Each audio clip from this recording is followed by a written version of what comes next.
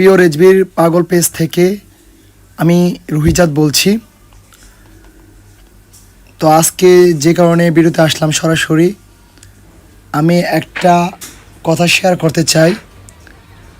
এই মুহূর্তে আমরা দেখতে পারতাছি মাঠে অনেক প্রচুর ধান হইতাছে, মানুষ ধান দাইতাছে, বাড়িতে নিয়ে আসতেছে। তো এই ধান ক্ষেত্রে থেকে যে ধানগুলা সংগ্রহ করা হয়, এই ধান থেকে ধান কাটার আগে তখন অনেক কিছু মাঠে ক্ষয়ক্ষতি করে, ধান খেয়ে নেয়।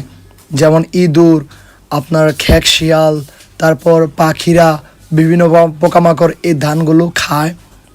খাওয়ার পরে যখন বাড়িতে নিয়ে আসার পরে এই ধানগুলো আপনার ভালো করে আপনার ছাঁটাই করা হয়, ডাল থেকে ছাঁটাই করে তারপর সিদ্ধ করে নেওয়া হয়। সিদ্ধ করার পর তারপর ভালো করে রোদে শুকানো হয়। শুকানোর পর এই ধানের সাথে কি চিড়া থাকে, এই ধানের চিড়ার মতোই এখন আমাদের তরিকতের ভাইদের মধ্যে দেখি যে হিংসা জমে গেছে, কারো ভালো কারো দেখতে চায় না। একটা কথা বলতে চাই, হিংসাই জীবনের পতনের মূল।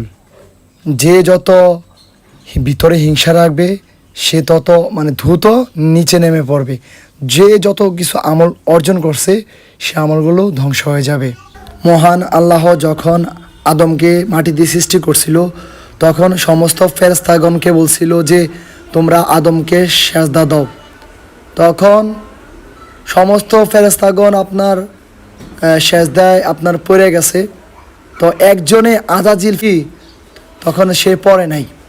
সে বলতেছে কি, আমি আগুনের তৈরি আর এ আদম মাটির তৈরি, আমি এত এত কত বছর সেজদা আমি আপনার পড়ে আসছিলাম, কেন আল্লাহ আমি সেজদা দেব আদম রে, সামান্য মাটির মানুষ রে?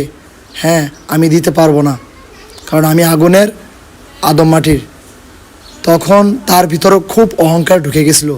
তারপর আল্লাহ সাথে সাথে বলছিল, ভারো, তোমার ভিতরে ইমান নাই, তুমি ব্যস্ত থেকে বাইরো। পরিশেষে আমি একটা কথাই বলতে চাই, আল্লাহর কসম করে বলছি, মুর্শিদ আমাকে যেভাবে পথ দেখেছে আমি ওই পথেই চলবো।